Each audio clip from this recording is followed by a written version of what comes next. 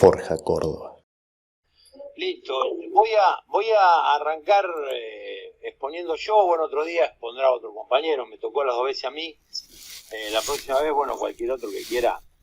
Vamos a seguir con San Martín y la asamblea del 13, del 16, y vamos a ir hasta Rivadavia, ¿no? La idea hoy es hablar de...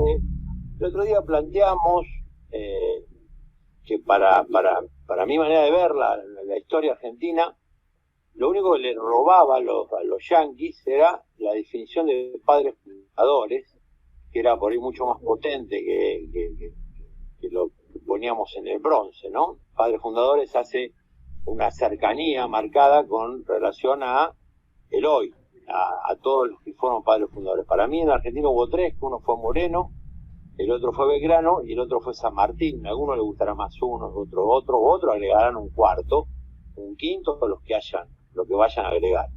Yo lo que planteo es que para mí hubo 3 padres fundadores, y los 3 padres fundadores de la patria son esos 3, ¿no? Vamos a ir por el segundo, y posiblemente para muchos el más importante. Para otros será San Martín, para otros será Moreno, pero vamos a tratar de hacer un pequeño recorrido. Va a ser pequeño porque no tenemos el tiempo suficiente para hacerlo más extenso. El otro día Moreno nos tratamos de tomar el pequeño desafío o gran desafío de describirlo en 40 minutos, y nos fuimos un poquito más inclusive, y es casi imposible. Es una tarea ardua y dificilísima, porque uno tira títulos nada más, y la idea es que después nos tomemos 3 minutos, 5 minutos cada uno, y planteemos algo que me haya olvidado, no estemos de acuerdo, o me haya equivocado. Pero la idea es que esto sirva para el debate y el pensamiento de la Argentina que ellos vieron, y que nosotros estamos todavía 2 siglos después tratando de construir, ¿no? Porque creo que todavía hay muchas cosas inconclusas en la Argentina. Si no, no tendríamos, qué sé yo, expresiones como la del sábado, esas expresiones de odio, de intolerancia absoluta, de antipueblo. Entonces yo creo que hay cosas que a través de la historia quedaron hechas una grieta, y esa grieta se zanjará con debate ideológico, con más cultura política, y sabiendo que nosotros tenemos que estar orgullosos de nuestra historia, tanto revolucionaria como republicana, ¿no? Entonces vamos a seguir con el segundo, para que yo digo padre de la patria. El segundo, que es Belgrano. Con la característica de Belgrano, a diferencia de Moreno, es una persona que nace en el seno de una familia adinerada de Buenos Aires, ¿no? De una familia, la madre era santiagueña y el padre de todos los revolucionarios de 1810. Me estoy adelantando fechas, ¿no? El único que era de descendiente de italianos, el padre era italiano, no era español. Cosa rara, ¿no? Y la madre era santiagueña. Pero eran hijos de comerciantes que hicieron fortuna en el virreinato, y en esa familia nace Belgrano, el más porteño tal vez de todos los revolucionarios de Mayo, de los padres fundadores, el más porteño. Y en esa familia nace en 1770, un 2 de junio, bueno, con las características de vivir en la Buenos Aires de esa época. Él siempre tuvo la inquietud de que había algo más para conocer, pero la idea del padre, siendo un rico comerciante porteño, era mandarlo a estudiar a España, que era pocos los que tenían la oportunidad de hacerlo, como para que vuelva y se haga cargo de los negocios familiares, cosa que era muy normal en los ricos hijos de comerciantes de aquel momento, ¿no? Entonces iba a estudiar, y muchos historiadores te plantean que él parte para estudiar a Europa a muy corta edad, 16 años tenía, y él parte hacia Europa a estudiar hasta la Universidad de Salamanca. Eso lo plantea la tradición de la historia casi oficial de Belgrano, pero en realidad él estudia en 3 universidades, una es Salamanca y otra es Oviedo. Y no nombran Oviedo porque Oviedo era una universidad de segundo orden, y Salamanca era la universidad donde estudiaban los ricos, ¿no?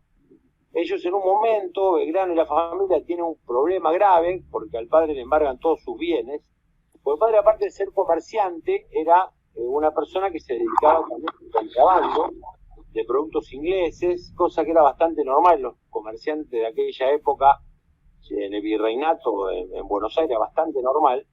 Y bueno, le embargan todos sus bienes, los recupera la madre, cosa que llamaba la atención, porque la madre, dando un ejemplo, ¿no?, de lo que una mujer debería hacer por su familia, encara la defensa de los bienes familiares y los recupera, cosa que termina cuando él regresa, ya recibido de abogado, y aparte trae varios títulos, ¿no?, consigo. Pero ya vamos a llegar al tema este de la madre, que es muy interesante la madre, y muy interesante la visión de Belgrano con relación a la mujer. Es muy interesante.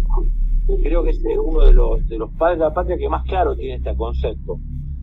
Él regresa de Europa en 1794, pero antes de regresar, él tiene una característica, que él había dicho que no necesitaba recibirse de abogado, pues la familia estaba pasando este momento que le habían embargado las riquezas, y que quería volverse a ayudar a la familia, determinada cuestión, que no era necesario, había un título intermedio que le iba a permitir ejercer como abogado, pero la familia decide que él se quede y termine su título. Bueno, honrando eso, ese sacrificio que estaba haciendo la familia por él se recibe con medalla de honor, que es decir, que fue el mejor de sus dos universidades, tanto la de Salamanca como la de Oviedo, una cosa rara en la historia de la universidad de las dos.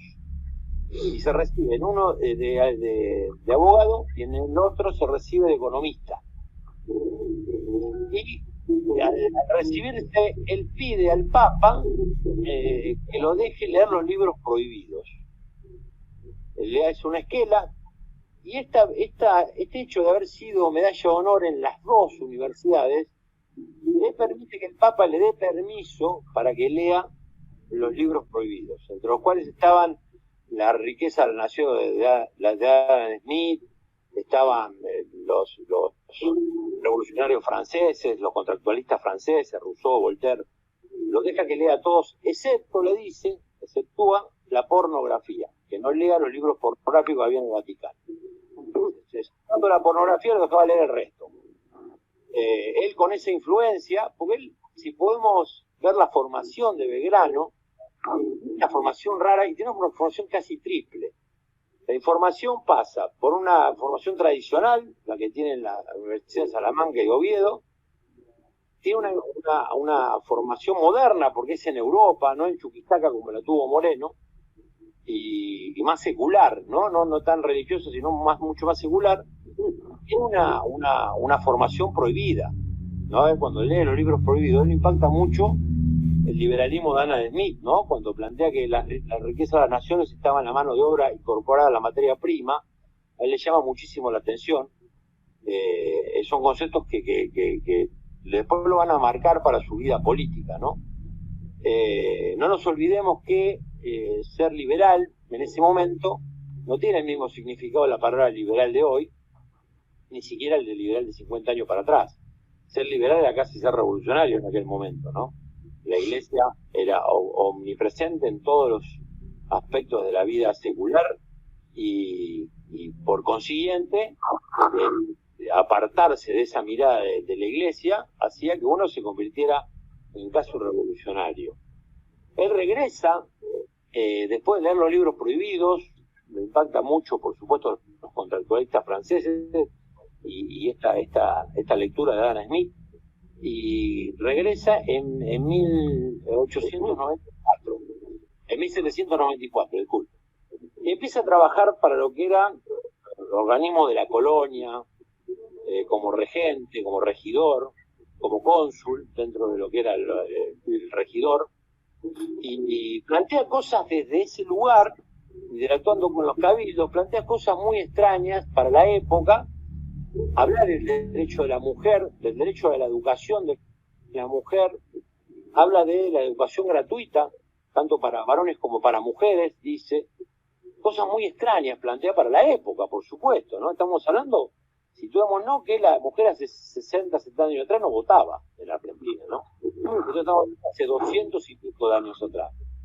Y que el tipo plantee la educación gratuita para las mujeres y hombres, ya que lo plantea para los hombres es una cuestión rarísima, que lo plantea para la mujer es mucho más raro todavía. De desde ahí, bueno, plantea varias cuestiones que vamos a ir viendo a través del diálogo que tengamos hoy. Llegan las invasiones inglesas, en el 6 participa como un soldado más, como un resistente más de la civilesca que enfrenta a los ingleses.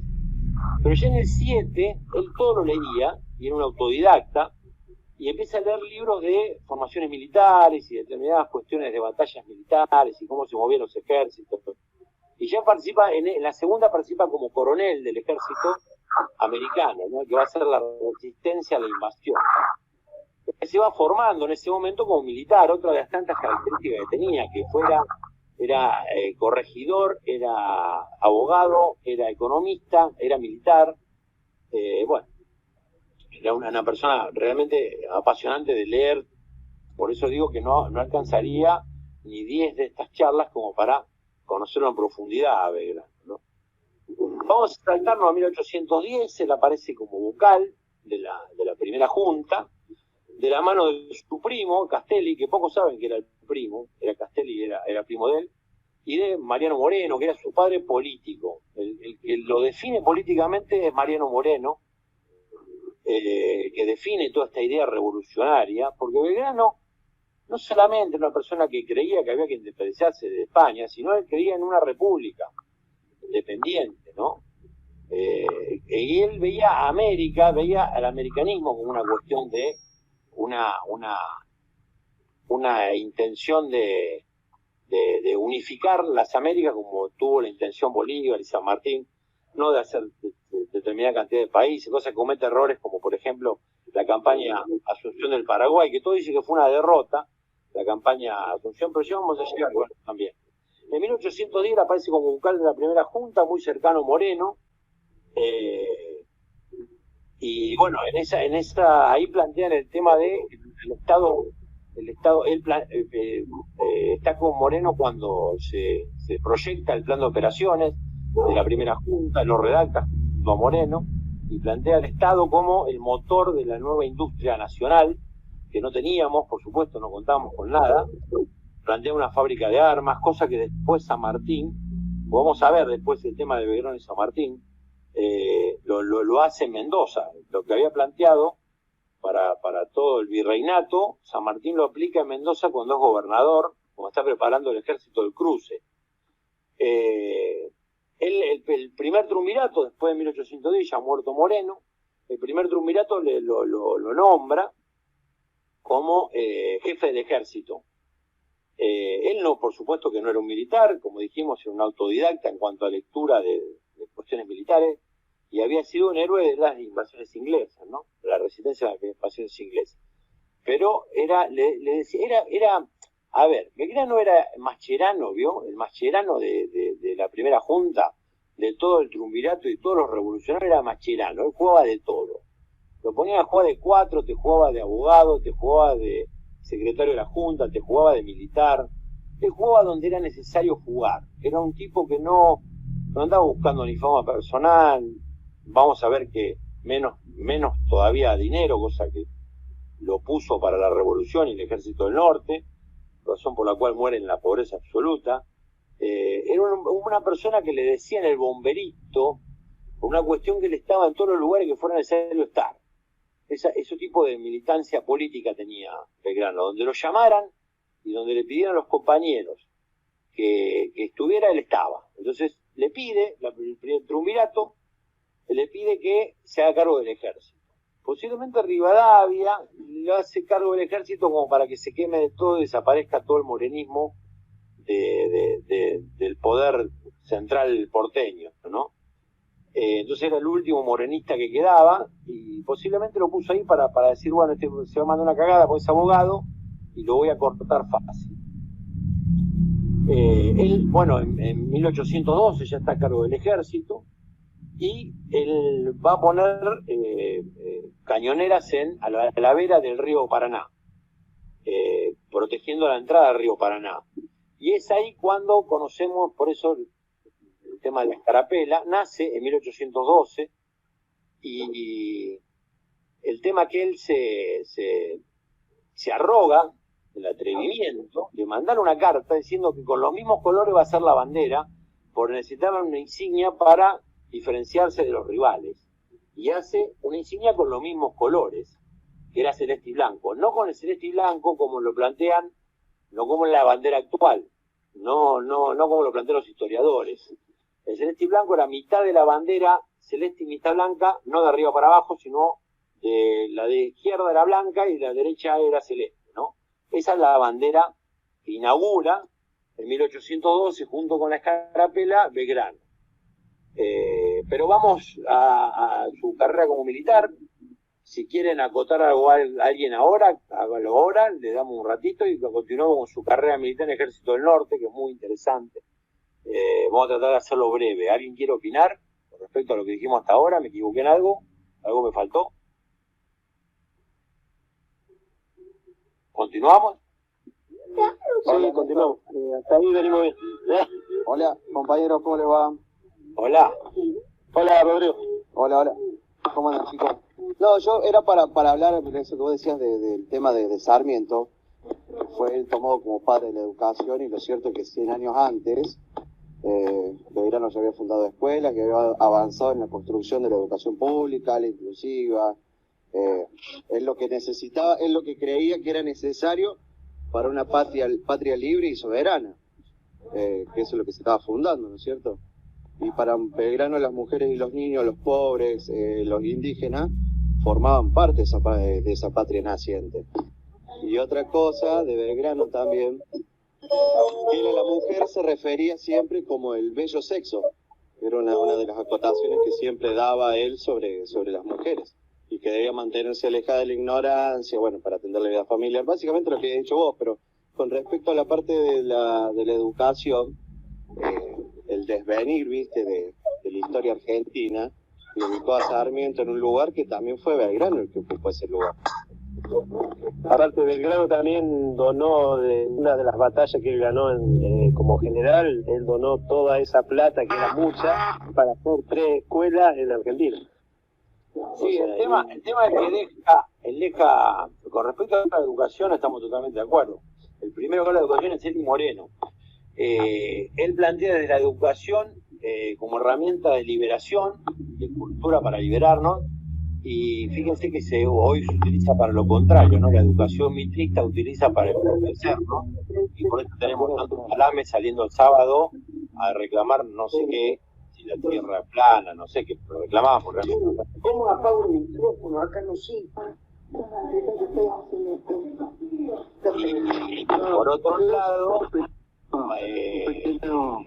lado, Mariano Moreno, volviendo al tema del otro día, planteaba que desde los medios masivos de comunicación, que ahí puse el otro día una frase, lo que opinaba Moreno de los medios de comunicación, eran herramientas como para o liberar o subyugar a los pueblos.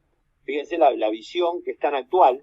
Hoy estamos hablando, por ejemplo, de una reforma en la ley de medios, por ejemplo, y es una cosa que planteaba Moreno allá por 1809, antes de 1810, cuando era secretario de Cabildo de Buenos Aires. Eso planteaban cuando funda el primer diario, y lo planteaba con respecto a la educación, como bien marca Rodrigo, lo describe mucho mejor que yo, con respecto al tipo de educación que planteaba Belgrano, educación para todos, educación para indígenas, porque el tema que marca muy bien, el que yo realmente se me había pasado, que la educación no solamente la mujer, que peor todavía era plantear la educación para el indígena, mucho peor. Era absolutamente decir, estos tipos están locos, ¿qué están planteando estos tipos? Y lo estaba planteando una institución colonial, ni siquiera era en el Cabildo, ni después de 1810, que todavía no éramos república, estamos independizados. Lo está planteando en ese momento. Y con respecto a la plata que plantea Facundo, él deja el valor de ahora, él muere en la pobreza más absoluta, tal es así que su médico le entrega su reloj y le dije para pagarle, cuando estaba muriendo, dice, es lo único que me queda, con lo único que le puedo pagar es con mi reloj, y le da su reloj al médico. Y él había donado a valor plata de hoy a $5 millones, se calcula, $5 millones para la construcción de escuelas. Esa es la fortuna que había dejado. Y Rivadavia se encargó de que muriera en la pobreza y nunca le pagaron ningún sueldo a los atrasados. le debían años de sueldo, y era una persona que había donado, primero que había bancado el Ejército del Norte, de su peculio, de su bolsillo, y segundo que había dejado esa donación como para que se hagan escuelas. Ninguna de las cosas se concretó, y terminó en la más cruel ignominia.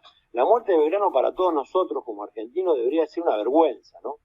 Hay que leer los connacionales, y fíjense lo que es la historia argentina, es tan rara y tan poco contada con claridad, porque nosotros tenemos la historia mitrista que nos cuentan en la primaria, que tenemos otro personaje que aparece acá que es Rosas. Rosas cría un hijo bastardo de Belgrano, y de hecho se llamaba Belgrano de Rosas, se llama el chico, y era uno de los hijos. Hay una famosa frase de Rosas. Sí, para que te cuento esto. Rosas también, fíjate que Alberdi, que el otro día lo nombramos, era un terrible detractor de Rosas y termina ofreciéndole escribir su memoria. San Martín le entrega su sable. Qué cosa extraña Rosas en la historia argentina, pero ya vamos a llegar. Estamos con este personaje apasionante y un patriota como pocos, un tipo absolutamente que dio todo, su vida, su riqueza, su fortuna, su nombre, en pos de la revolución, ¿no? Retomo. Vamos a seguir con, ya en 1813, a cargo del ejército, encara hacia el norte a hacerse cargo del ejército del norte. Cuando llega a ver un ejército devastado por enfermedades como el paludismo, y el problema es terrible. La sífilis era mucho más normal, cosa que también tenía Belgrano, sífilis. Era una enfermedad muy normal que no tenía que ver con su vida sexual, sino que se transmitía casi corrientemente la sífilis, porque se iban en los mismos baños, no había la higiene ni el conocimiento como para tratar de impedir la transmisión de la sífilis, cosa que devastó naciones, ¿no?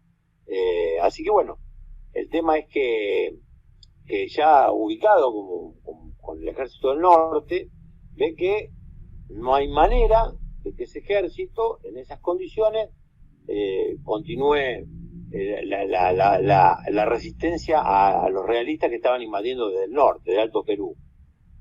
El tema es que, bueno, él con su propio peculio, de su dinero, más allá de la masonería, que es un tema que debatiremos otro día, de su dinero, él empieza a tratar de rearmar, porque en realidad era un ejército que tenía boleadoras y lanzas, no tenía otra cosa, y no tenía otra formación militar más que la montonera. Cosa que era interesante porque aparte nos permitía, después le permitió a San Martín, ese concepto del gaucho, tener tal vez la mejor, una cosa que no se habla nunca eso, ¿no? Teníamos la mejor caballería del planeta tal vez, o una de las mejores, porque los gauchos nacían arriba del caballo. Entonces tenían tanto manejo del caballo que después cuando San Martín a esto le da una forma militar, hace que tengamos unas de las mejores caballerías de América y tal vez una de las mejores del mundo, ¿no? Una característica que tenemos nosotros extraña de esa época y no es tan estudiada como elemento de pelea dentro de una batalla, ¿no? Él llega a Jujuy y ve que el ejército se le viene encima, el ejército godo, y poca tenía para hacerle frente a ese ejército. Era un ejército que no podía enfrentar de ninguna manera.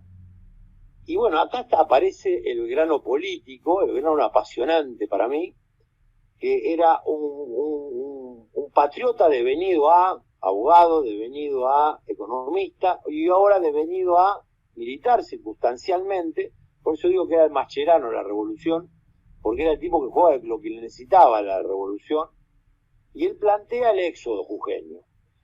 En Jujuy vivían 2.000 personas aproximadamente, gente acomodada, un lugar tranquilo, con gente, porque era un paso obligado a el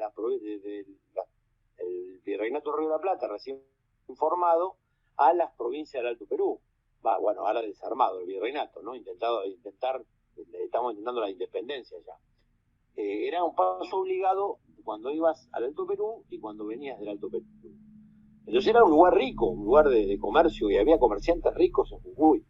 Había que convencer a esos tipos que dejaran sus cosas, sus bienes, sus pertenencias, y que hicieran tierra arrasada de eso, ¿no? Que quemaran todo lo que no podían llevarse, lo prendieran fuego y le hicieron tierra arrasada a los españoles, porque bajando el Alto Perú, si no encontraban nada en Jujuy, le iba a ser imposible invadir, porque si no hubiera invadido. los convence, acá aparece el político, Belgrano político, de que el bienestar de pocos no puede ser en el medio de muchos, y los convence que dejen todo, quemen lo que no podían llevar y se retroceden hasta Tucumán. Esta vez una de las hazañas más grandes que haya hecho el pueblo como protopueblo argentino, tal vez uno de los sacrificios más grandes hizo el pueblo jujeño en el éxodo, y tal vez la persona que convence a los jujeños de que dejen todas sus pertenencias para hacer este retroceso patriótico, esta pérdida de su pecuño por el país o el futuro país, es realmente apasionante. Del éxodo jujeño podríamos estar hablando un mes y no nos cansaríamos de hablarlo, cómo fue, cómo lo preparó, lo que se hizo y los sacrificios, la cantidad de cosas que se perdieron. Llegan a Tucumán, en Tucumán los tucumanos le piden por favor que no siga retrocediendo, Rivadavia le pide que retroceda hasta Córdoba, y Belgrano, bueno, ya absolutamente rodeado, porque el norte ya estaba tomado de nuevo, de vuelta por los godos, quedaban únicamente algunas montoneras haciéndole frente a los godos, le piden a los tucumanos que por favor no se mueva de Tucumán, y Rivadavia le ordena que retroceda a Córdoba. Por supuesto, como tantas veces San Martín y Belgrano no le dieron bola a Rivadavia, gracias a dos que no le dieron bola, preparan un ejército en Tucumán y intentan reconquistar, en el verano siguiente, intentan reconquistar Jujuy y se provoca la batalla de Salta. Reconquistan Jujuy y Salta, hacen retroceder a los godos, y Rivadavia, a ver, analizando hoy en las condiciones que ya se encontraba después de la segunda batalla, en las condiciones que se encontraba ese ejército, le pide que avance al Alto Perú. Era imposible hacer una campaña de ese estilo, tal es así que San Martín tuvo que prepararla años de preparación para hacer la campaña del Alto Perú, y lo mandó con el ejército desarrapado y cansado del ejército del norte, en el cual Buenos Aires no le mandaba un peso. Todo lo que provenía del bolsillo de Belgrano, que por supuesto estaba quedándose seco. Y bueno, llega a emprender la invasión maldicha, porque en realidad las primeras dos batallas las pierde en Vilcapullo y Ayohuma, pierde las dos batallas, y ahí Rivadavia lo manda a San Martín, es cuando lo manda como el ejército a reemplazarlo a Belgrano y a meterlo preso a Belgrano. Le da la orden a San Martín que lo reemplace. San Martín retrocede y en la posta de Yatasto se encuentran dos de los padres de la patria. Aparece el tercero en discordia, si quieren, que es San Martín, y en la posta de Yatasto los dos dan un ejemplo de patriotismo y de compañerismo, ¿no? Estos dos grandes prohombres, estos sí eran próceres, se encuentran en la posta de Yatasto. Belgrano le plantea qué es lo que se encontraba, en qué condición estaba el ejército. San Martín dice que de ninguna manera lo va a detener, tal es así que lo deja con él, y Belgrano, fíjense la grandeza de estos tipos, que le ofrece a San Martín quedarse como segundo. Lo viene a reemplazar y a meter preso, y él le ofrece quedarse como segundo de él. Y San Martín le dice, no puedo, una persona que fue el uno del ejército no puede pasarse del dos mío, pero sí en Tucumán se quedan meses hablando, en el lugar en el cual Belgrano le traslada muchas de las ideas de Mariano Moreno y las ideas en las que se basa esta proto-argentina, que después van a trasladarse al Congreso del 13, que fracasa por culpa de Rivadavia, el 16, que directamente van las tropas, San Martín con las tropas, y va Belgrano, y va Artigas, como para decir acá, declaramos independencia y se termina, porque en el 13 la idea era declarar independencia. Pero estos dos hombres, en Tucumán, en esos meses, San Martín aprende mucho de Belgrano. Y tal es así que uno, si ve la gobernación de San Martín en Mendoza, va a ver que muchas de las ideas morenistas y muchas de las ideas de Belgrano, el Estado como central, el tema de expropiarle las riquezas a los terratenientes, a las personas ricas de Mendoza, en eso basar la industria de guerra, son ideas morenistas. Si uno las ve, y nos acordamos lo que hablamos el otro día, que plantea en 1809, Mariano Moreno, vemos que lo ejecuta San Martín en la gobernación mendocina cuando está armando el ejército del cruce. Es realmente fascinante. Y con respecto a lo que planteaba Belgrano con el derecho a la mujer, recién habló muy bien Rodrigo del tema de la educación y determinadas cuestiones que veníamos hablando. Él en la batalla de Ayohuma, ya ahí le da el cargo de capitana a una mujer que es Remedios del Valle, que era una mestiza, que él la nombra capitana de su ejército. Ya no, ni siquiera es como para pelear, sino que la nombra capitana de su ejército, ¿no? Pues, ahora estamos hablando de 1814, se juntan con San Martín, durante el 14 están en Tucumán, y lo más loco de toda la campaña del norte de Belgrano, voy resumiendo, porque realmente hizo un título, porque en realidad fuimos poniendo títulos, ¿no? Poco pudimos hablar en profundidad de ningún tema, porque no hay tiempo, porque sería mucho el tiempo que tendríamos que utilizar, pero podemos decir que como cosa llamativa, cómo convencía y cómo cada vez, por ejemplo, en Salta, cuando convence a la gente que se levante en contra de los realistas, o en Jujuy mismo, cuando emprende el éxodo, cómo encuentra el apoyo de los pueblos, cómo convencía a los pueblos a través de ideas revolucionarias. Belgrano realmente fue uno de los padres de toda esta historia. Belgrano fue un prócer que muere en la ignominia, muere en la más absoluta pobreza, olvidado por el triunvirato, muere el 20 de junio y muere un día donde hay 3 gobernadores en Buenos Aires. Fíjese qué loco, ¿no? Si le suena algo cercano, ¿no? Que tuvimos varios presidentes en poco tiempo, el día que muere Belgrano muere con 3 gobernadores en ejercicio. Y el tema, fíjese que lo que plantea Moreno, lo que plantea Belgrano y lo que ejecutó San Martín en Mendoza son temas que seguimos hoy discutiendo. Por ejemplo, el tema del Estado como rector de la economía, por ejemplo, el Estado como rector del comercio exterior, del manejo de la banca, del manejo del erario público, la no compra de bienes suntuarios para cuidar la riqueza. El hecho, ninguno habló, excepto Monteagudo, que ya vamos a hablar de Monteagudo algún día que tengan ganas, que habló de la reforma agraria, pero el resto planteó sí la expropiación como un impuesto a las grandes riquezas. No sé si les suena actual plantear un impuesto a las grandes riquezas, plantear la educación para todos y todas, la educación para el indígena, la libertad de vientres que se logró a través de ideas morenistas y que llega Belgrano a la Asamblea del 13, la libertad de pueblos sin subyugarlos, respetando, una cosa que convence a San Martín, que no subyuga a los pueblos, sino que los respete. Posiblemente San Martín no lo traería, pero sí San Martín en sus cartas de San Martín, la podemos ver en San Martín a Rosas, hay cartas muy interesantes donde le plantea lo que había aprendido esos meses en Tucumán con Belgrano.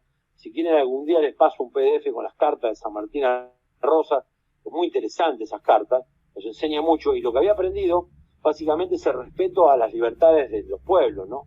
Y fíjense que son cosas que después, esta cosa proto que estaban planteando tanto Moreno como Belgrano, como va a plantear San Martín, algunas cosas de Rosas, algunas cosas que se plantearon, va a ser como motor después de la Constitución del 56, ¿no? Como tantos años antes, toda esta gente se fue como anticipando, y son temas que hoy no hemos resuelto. Cuando hablamos de la grieta el otro día, vemos que la grieta con Belgrano continúa, pues tal es así que Rivadavia no solamente no lo apoya, sino manda a meter preso a Belgrano, como mandó a matar posiblemente él y Saavedra, mandaron a matar a Moreno. Es una interpretación absolutamente mía, ¿no? A través de los autores que leí, y ahora voy a decir los autores en los cuales me basé para esta charla. Posiblemente sean cosas que no hayamos zanjado nunca a través de la historia, y hoy tengamos que seguir discutiendo las mismas cosas. La derecha, en aquel momento y hoy, lamentablemente nos hacen discutir lo obvio. Es una frase, creo que de Cristina esto, o no sé quién lo dijo, o Moró, algunos de los dos lo dijeron, que las derechas tienen la particularidad de hacernos discutir cosas obvias, ¿no? Como el derecho a la vida, el derecho al honor, el derecho a la integridad, el derecho a comer, el derecho a ser libres en su país, el derecho a recibir a quien quiera venir a la Argentina a transitarla y a habitarla. Esas cuestiones que hoy tenemos que seguir aguantando, porteños clasistas, porteños xenófobos, actitudes como hablando, qué sé yo, los derechos de los pobres, cosas que en aquel momento empezaron a plantearse y al día de hoy no las hemos resuelto.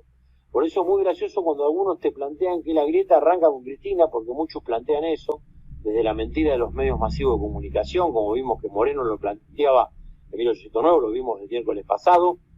Fíjense que hoy seguimos discutiendo esas cosas.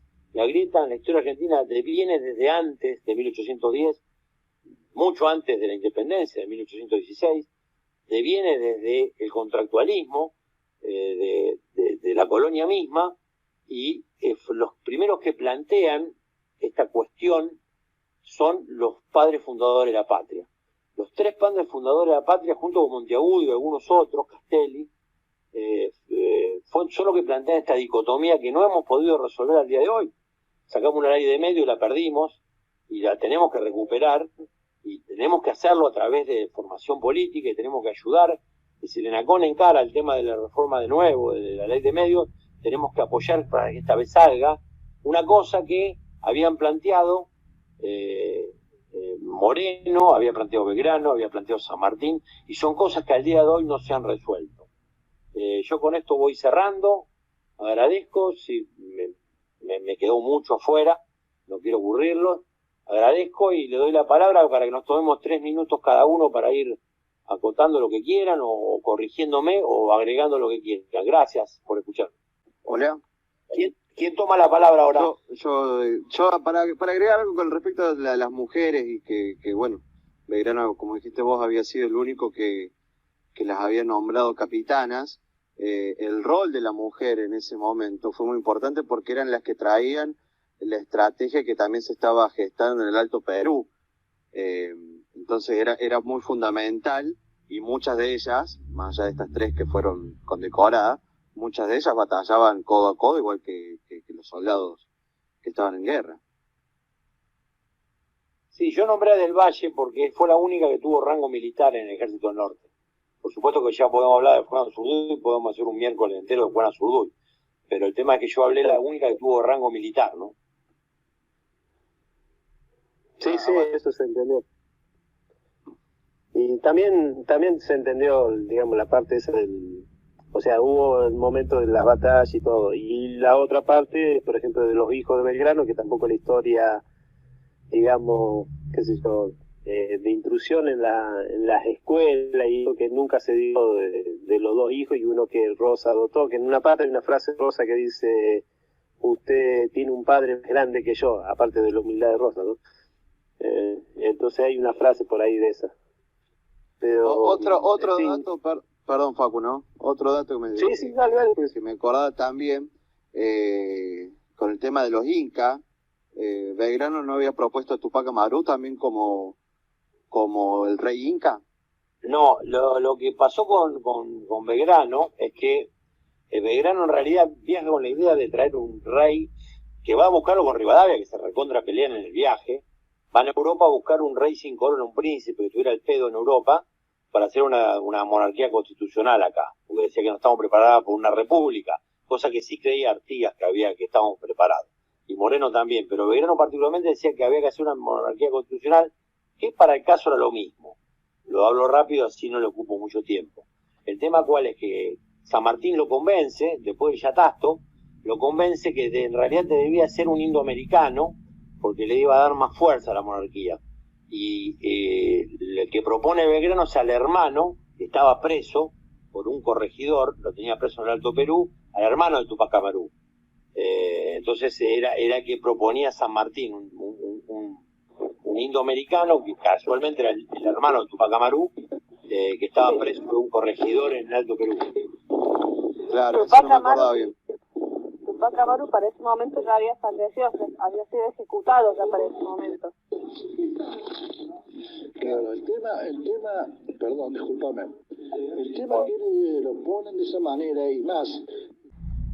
Una pequeña intervención. Primero, José Gabriel Condorcanqui, conocido como Tupac Amaru, no era inca, recuerden que era mestizo y de hecho ocupaba parte de la nobleza. Por lo cual, sí, cuando se habló de tomar al último inca como rey de las Américas, no era tenida en cuenta, se tenía en cuenta la búsqueda de un real cacique inca, por eso a él no se lo tuvo en cuenta. Por otro lado, el primer voto femenino lo dio el general Artigas en el Congreso de los Pueblos Libres, donde no solamente participaron en igual número mujeres y hombres, sino que 8 congresales mujeres salieron representando a los pueblos libres de ellos. 2 datos diferentes. Hace tiempo que estudio el tema, pero están hablando de Belgrano,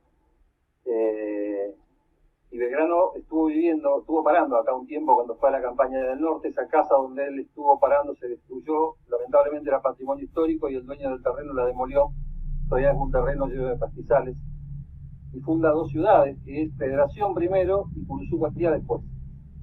Son las 2 ciudades fundadas por Belgrano cuando va a la campaña al norte. Por supuesto que Belgrano rescata muchas de las ideas de Artigas, quien plantea ya en 1813 la independencia y plantea hacer la primera constitución, que son las instrucciones del año 13, famosas instrucciones del año 13. Eso el 29 de junio de 1815 se aprueba en Concepción del Uruguay en la Liga de los Pueblos Libres, donde participan Córdoba, Santa Fe, Entre Ríos, Corrientes, Misiones, la Banda Oriental, el estado de Mato Grosso y Río Grande do Sul. Esa era el estado de la Liga de los Pueblos Libres.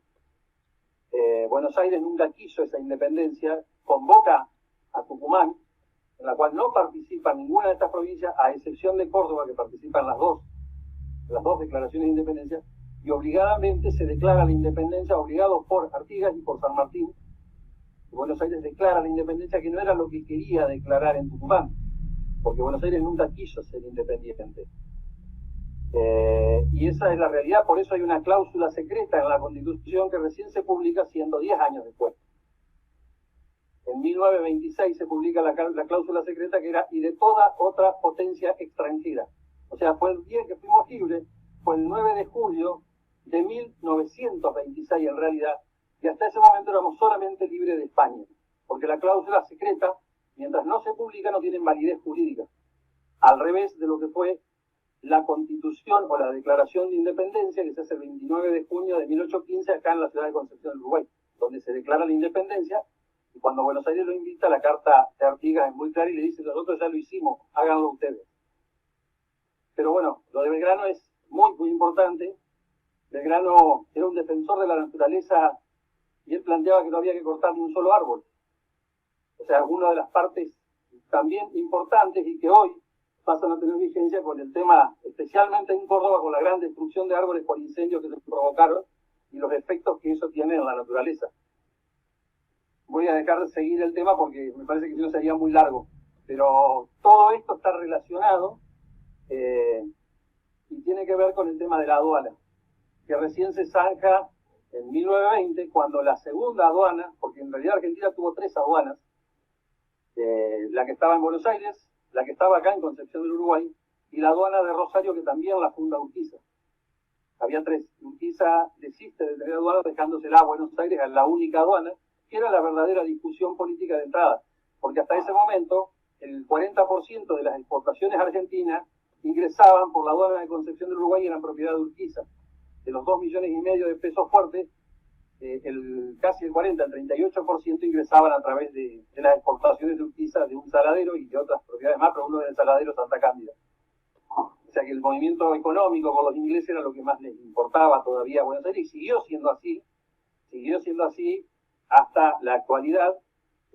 Todavía tenemos esa concepción que luego Mitre, Sarmiento destruye mucho esta historia, porque Sarmiento produce la invasión a Entre Ríos para derrotar a López Jordán en 1883 y compra los primeros Remington que exporta a Estados Unidos, los traen a la Argentina para ganar la batalla y destruir Entre Ríos. Y de ahí en más nos aislaron la Mesopotamia, porque fue siempre molesta a Buenos Aires, ¿no? Bueno, gracias por escuchar y bueno, los saludo a todos los que están. ¿Puedo pedir la palabra? No se escuchan. No sé, Cheo. Sí, sí, cómo no, dale, Nati. Que no nos olvidemos que el tema de la aduana siempre fue algo bastante conflictivo. De hecho, Buenos Aires, para acceder a formar parte de las Provincias Unidas del Río de la Plata, exigen tener ellos la única aduana. Eso es algo que siempre fue muy determinante en cómo se organizó el territorio argentino.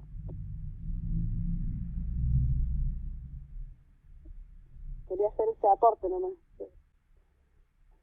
Quiero hacer una aclaración respecto de las aduanas. Urquiza tenía la segunda aduana, y donde ingresaba en Concepción del Uruguay, no por casualidad, pero la única ciudad que enfrenta a Capital Federal durante toda la historia, siendo muy chica, pero es la única ciudad que enfrentó en toda la historia justamente por tener la aduana, simplemente, ¿no?